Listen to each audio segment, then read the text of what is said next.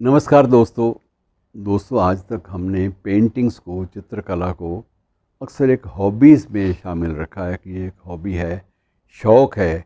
और अक्सर जब किसी का सीवी बनता है, बायोडाटा बनता है, तो उसमें हॉबीज़ के कॉलम में पेंटिंग का भी लिख देते हैं। वो इसको एक हॉबी के रूप में लेते रहे हैं। लेकिन अब बदलते हुए संदर्भों में इसका अपना एक मार्केट है, बाज़ार खड़ा हो गया है। और विश्व में तो खैर बाज़ार इसका पहले ही बहुत ऊंचाई पर है, बहुत ज़्यादा।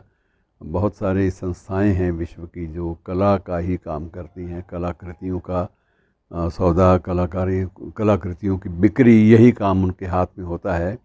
लेकिन भारत में भी अब ये चीज़ पनप रही है और ये एक अच्छी बात, सुखद बात है, क्योंकि जहाँ कला होगी, कल्चर होगी, संस्कृति होगी, वहाँ निश्चित रूप से सभ्यता जन्मेगी और एक सभ्य समाज का, बातहज़ीब समाज का बाकायदा निर्माण होगा। ये बात मानी जाती है।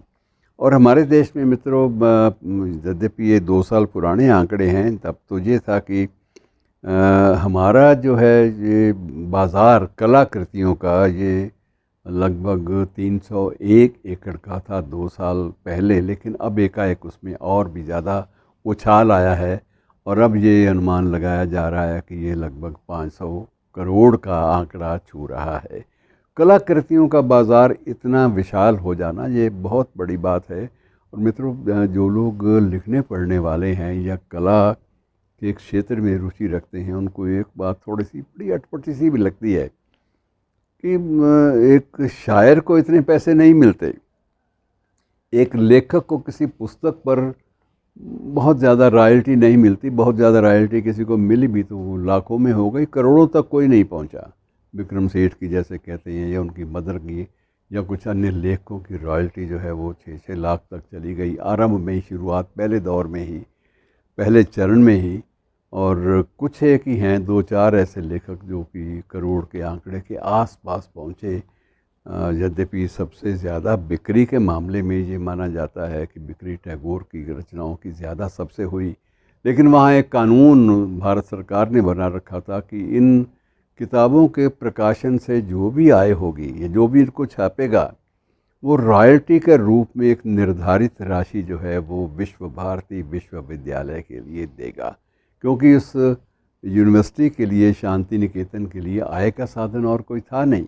इसलिए ये कानून बनाया कि टैगोर, क्योंकि उन्होंने अपना पूरा जीवन और अपनी रचनाओं की सारी रॉयल्टी की जो विल है, वसीयत है, उसी संस्थान के नाम की थी, इसलिए सारी की सारी। लेकिन बहरहाल कला के क्षेत्र में आइए। कला के क्षेत्र में ये माना जाता है कि ये जो 500 करोड़ के आसपास जो हमारा बाज़ार पहुंच रहा है, ये भी केवल 50 जो मुख्य कलाकार हैं, चित्रकार हैं, ये उनकी कृतियों पर ही सीमित है। और यदि व्यापक स्तर पर इस बाज़ार का आकलन करना, छोटे छोटे कलाकारों को मिलाकर, ये अभी तक मुमकिन नहीं हो पाया। लेकिन बहुत सारी संस्थाएं ऐसी ज़रूर आई हैं जिन्होंने कलाकृतियों की खरीद, उनका संग्रह, उनका संकलन और उनके म्यूज़ियम, संग्रहालयों की स्थापना, ये इसको बड़ा अधिमान दिया है। और इसमें सबसे ज़्यादा जो इन दिनों में जो चर्चित नाम है वो नीता मुकेश अंबानी कल्चरल सेंटर का है। नीता मुकेश अंबानी कल्चरल सेंटर, और ये मुंबई में है संस्थान। और इसके अलावा एक हेम्पी आर्ट लैब है, कर्नाटक की हेम्पी आर्ट लेबॉर्ट्री या लैब्स, तो वो भी यही काम करती है। और उसके बाद न्यू दिल्ली का एक ब्रिज म्यूज़ियम है, वो भी यही काम करता है। तो ये एक संस्थाएं कुछ ऐसी हैं जो बहुत ज़्यादा विशाल पैमाने पर कला का जो बाज़ार है, मार्केटिंग जो है वो चलाती हैं, उनका संरक्षण देती हैं। और इस प्रकार से एक दिल्ली की एक संस्था है आरुषि आर्ट्स। आरुषि आर्ट्स की जो संस्थापक हैं वो पायल कपूर, उन्होंने भी एक इसी क्षेत्र में बहुत अच्छा कीर्तिमान स्थापित किया है। और उन्होंने अपने कुछ केंद्र भी हैदराबाद में, कुछ अन्य नगरों में खोले हैं। और उनकी भी जो बिक्री का आंकड़ा है वो अब बहुत ज़्यादा तेज़ी के साथ आगे बढ़ रहा है। ये एक अच्छी बात है। और इसी प्रकार से कुछ संस्थाएं जो हैं वो विशेष रूप से कलाकृतियों की खरीद के बारे में बड़ी पर्टिकुलर हैं और इसे एक प्रेस्टीजियस इसे एक माना जाता है कि ये एक सम्मान का विषय है एक अच्छा कलाकार होना, और ये वो नहीं है कि अब सिर्फ वो हुसैन की तरह नंगे पाँव चलने वाले कलाकार ही होते हैं।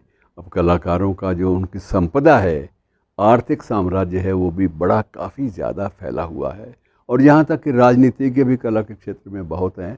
मसलन हमारी ममता दी, वो तो उनकी एक एक पेंटिंग जो है वो लाखों में बिक जाती है। अब बिकने में ये भी हो सकता है कि पेंटिंग की जो सार्थकता है वो भी हो, और दूसरी बात ये कि राजनीतिज्ञ का नाम भी जुड़ा हुआ है, तो वो भी लाखों में बिक जाती है उनकी पेंटिंग्स, और वो पेंटिंग्स का अपना जो भी इनकम होती है, आय होती है, उसका एक बड़ा भाग वो अपनी पार्टी को दे देती हैं, राजनीतिक गतिविधियां चलाती हैं। तो ये मित्रों बहुत सारी खबरें हैं इससे जुड़ी हुई, इन पर कभी कभी ध्यान दें तो आपको बड़ा मज़ा आएगा कि हमारे देश में कला का बाज़ार भी तेज़ी के साथ बढ़ रहा है। शुक्रिया।